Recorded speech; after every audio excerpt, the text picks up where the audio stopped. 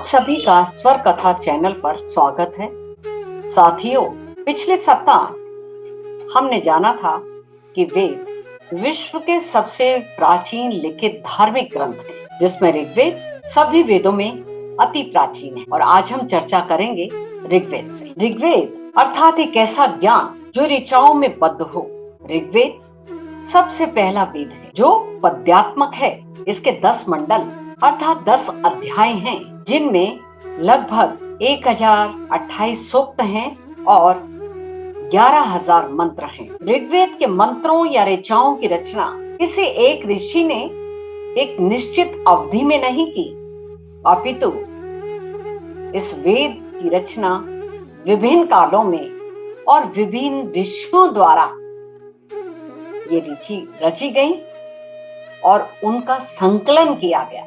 विद्वानों का मत है कि सभी वेदों को कलमबद्ध महर्षि वेद व्यास जी ने। ऋग्वेद में आर्यों की राजनीतिक प्रणाली एवं इतिहास के विषय में जानकारी हमें प्राप्त होती है। इसमें जल चिकित्सा, वायु चिकित्सा, सौर चिकित्सा, मानस चिकित्सा और हवन द्वारा चिकित्सा का ज्ञान भी वर्णित है।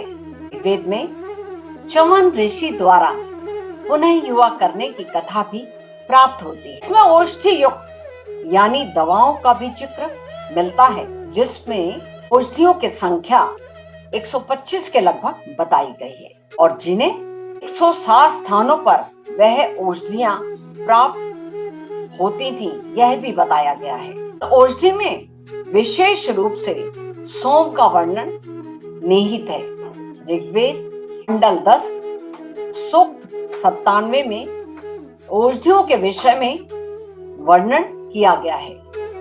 इसमें उल्लेखित है कि फल लगने वाली जो वनस्पतियां हैं या जिन पर फल नहीं लगते, जो पुष्पित भी नहीं होती अथवा जिन पर फूल खिलते हैं, देव बृहस्पति जनित ऐसी सभी वनस्पतियां हमें रोगों से मुक्त रखें। मंत्र इसमें पाए गए हैं। ये वनस्पतियां नहीं हैं और जो फूलती हैं उन पर फल लगे हों, यह भी आवश्यक नहीं है।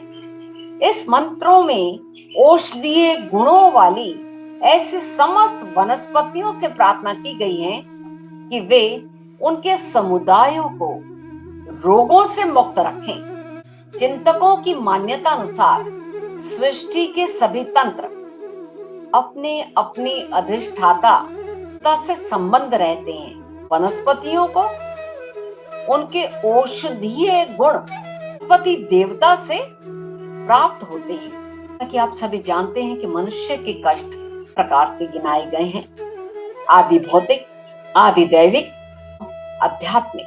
दूसरे मनुष्यों अथवा संसार के अन्य प्राणियों के कारण जो भौतिक कष्ट हम भोगना पड़ता है, उसे आदि भौतिक कहा जाता है। देवताओं के रोष से जो कष्ट भोगना पड़ता है, उसे आदि दैविक की संज्ञा दी गई है। कांच कष्टों की अनुभूति इंद्रियों के माध्यम से अनुभव में आती है। इनके अतिरिक्त कभी कभी शुद्ध मानसिक कष्ट भी हमें भोगने पड़ते हैं। इन्हीं को आध्यात्मिक कहा जाता है।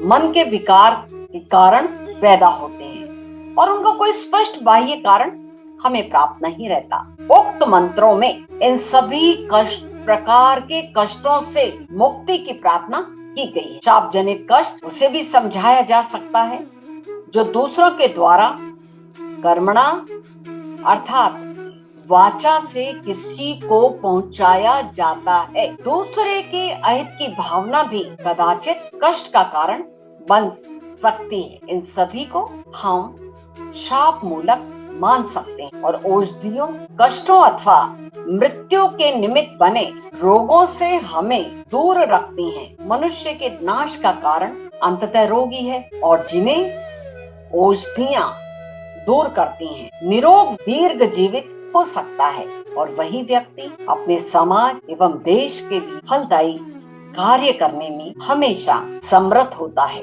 ऋग्वेद में कई ऋषियों द्वारा रचित विभिन्न छंदों में लगभग 400 स्तुतियां या ऋचाएं हैं।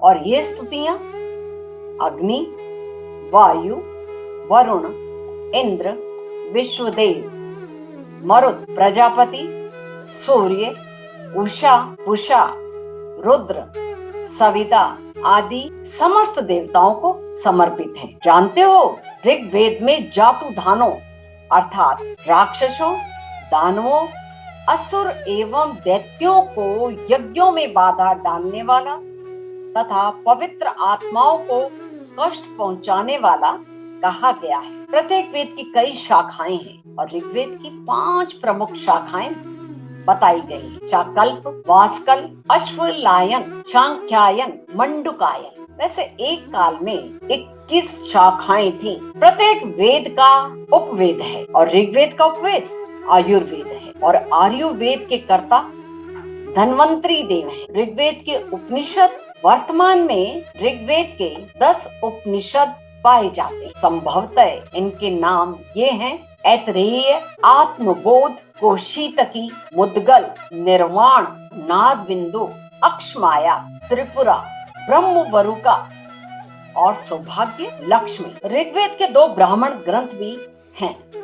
ऐतरेय ब्राह्मण जयश्री यश कल शाखा और दूसरा कौशीतकी यानी सांख्यायन ब्राह्मण, जिसे वाशकल शाखा भी कहा गया है। श्रोताओं को मैं यह आपको सूचित कर दूं कि यहाँ पर ब्रह्म का जो शाब्दिक अर्थ है यज्ञ, अर्थात यज्ञ के विषयों को अच्छी तरह से प्रतिपादित करने वाले ग्रंथ ही ब्राह्मण ग्रंथ कहे गए हैं। ब्राह्मण ग्रंथों में सर्वथा यज्ञों की वैज्ञानिक, आदि भौतिक तथा आध्यात्मिक मीमांसा प्रस्तुत की गई है और प्रत्येक वेद संहिता के अपने अपने ब्राह्मण होते हैं।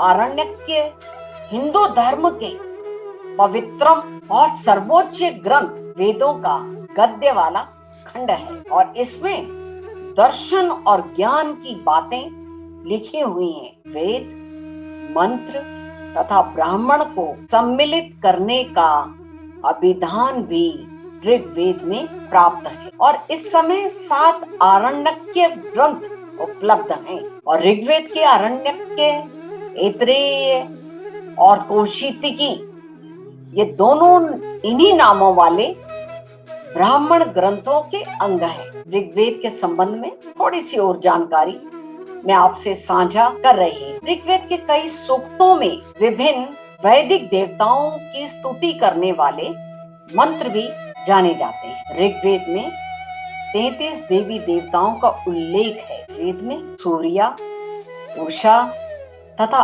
आदिति जैसी देवियों का वर्णन भी किया गया है। इसमें अग्नि को आशीर्ष्या, अपात, घृतमुख, घृतपृष्ठ, घृतलोम, अर्चिलोम तथा वभ्रलोम कहा गया है। इसमें इंद्र को सर्वमान्य तथा सबसे अधिक शक्तिशाली देवता माना गया है। इस वेद में बहुदेववाद, एकश्वर्यवाद, एकात्मवाद का उल्लेख भी किया गया। ऋग्वेद के नासदीय सूक्त ऋग्वेद के 10वें मंडल का 129वां सूक्त है। इसका संबंध ब्रह्मांड विज्ञान और ब्रह्मांड की उत्पत्ति के साथ माना जाता है और यह सूक्त ब्रह्मांड के निर्माण के बारे में काफी सटीक तथ्य हमें बताता है और यह सूक्त मुख्य रूप से इस तथ्य पर आधारित है कि ब्रह्मांड की रचना कैसे हुई होगी। इसमें निर्गुण ब्रह्म का भी वर्णन किया गया है। इस वेद में आर्यों के निवास स्थल के लिए सर्वत्र सप्त सिंधव शब्द का प्रयोग हुआ है। इनमें से कुछ अनार्यों जैसे पिसाकास, सीनिया आदि के नामों का भी उल्लेख हुआ है। इनमें अनार्यों के लिए व्रत अर्थात व्रतों का पालन न करने वाला, मृद्वाच अर्थात अस्पष्ट वाणी बोलने वाला, अनास अर्थात चपटी नाक वाला कहा गया है। और जानते हो, इस वेद में लगभग 25 नदियों का भी उल्लेख किया गया है, जिनमें सर्वाधिक महत्वपूर्ण नदी सिंधु का वर्णन मिलता है। सर्वाधिक पवित्र नदी सरस्वती को माना गया है तथा इसमें सरस्वती का भी उल्लेख कई बार। इसमें गंगा और यमुना का भी उल्लेख। ऋग्वेद में राजा का पद वंशानुगत होता था। ऋग्वेद में वाय शब्द का प्रयोग जुलाहा तथा ततर शब्द का प्रयोग करघा के अर्थ में हुआ है, जिससे हमें ये ज्ञात होता है कि भारतवर्ष में वस्त्र बुनने की जय कला कितनी अस्तो मां सदगमय, यह वाक्य भी ऋग्वेद से लिया गया है। सूर्य सवृत को संबोधित गायत्री मंत्र ऋग्वेद में उल्लेखित है। इस वेद में गाय के लिए अहन्या शब्द का प्रयोग किया गया है और ऋग्वेद में ऐसी कन्याओं के भी उदाहरण मिलते हैं जो दीर्घ काल तक या आजीवन अविवाहित रहती थी। इन कन्याओं को अमाजु कहा जाता। ऋग्वेद के 7वें मंडल में सुदास तथा 10 राजाओं के मध्य हुए युद्ध का भी वर्णन किया गया है, जो कि पुरुषणी अर्थात रावी नदी के तट पर लड़ा गया था। इस युद्ध में सुदास की जीत हुई। कई ग्रामों के समूह को विष कहा गया है और अनेक विशेषज्ञों को समूह को जन कहा गया है। एक बड़े प्रशासनिक क्षेत्र के रूप में जनपद का भी उल्लेख ऋग्वेद में प्राप्त है। जनों के प्रधान को राजन या राजा कहा जाता था। आर्यों के 5 कबीले होने के कारण उन्हें ऋग्वेद में पंचजन्य कहा गया है। यह थे पुरु, यदु, अनु, तुवर्षु तथा द्रहयु। ऋग्वेद में कृषि का भी उल्लेख मिलता है। इस वेद में केवल हिमालय पर्वत तथा इसकी एक चोटी मुंजवंत का भी उल्लेख मिलता है। साथियों, यह तो केवल हमने ऋग्वेद की एक झलक भर का अनुभव किया, जिससे आप सभी को यह तो अनुमान हो ही गया होगा कि वास्तव में वेदों में कितना ज्ञान समाहित है और वेद का यह ज्ञान हमारी भारतीय संस्कृति को धरोहर के लिए अति आवश्यक है। और स्वर कथा के माध्यम से यह आशा करती हूँ कि यह ज्ञान सभी में प्रसारित एवं प्रचारित करते हुए भारतीय सभ्यता एवं संस्कृति को ज्यादा से ज्यादा विस्तार दें। और इसी के लिए आप सभी से अगले सप्ताह चर्चा करूंगी यजुर्वेद के विषय में। हाँ, एक बात जरूर कहना चाहूंगी कि कृपया वेदों के विषय में मनन करें और इसे आगे भी प्रसारित करने में हमारी सहायता करें। धन्यवाद।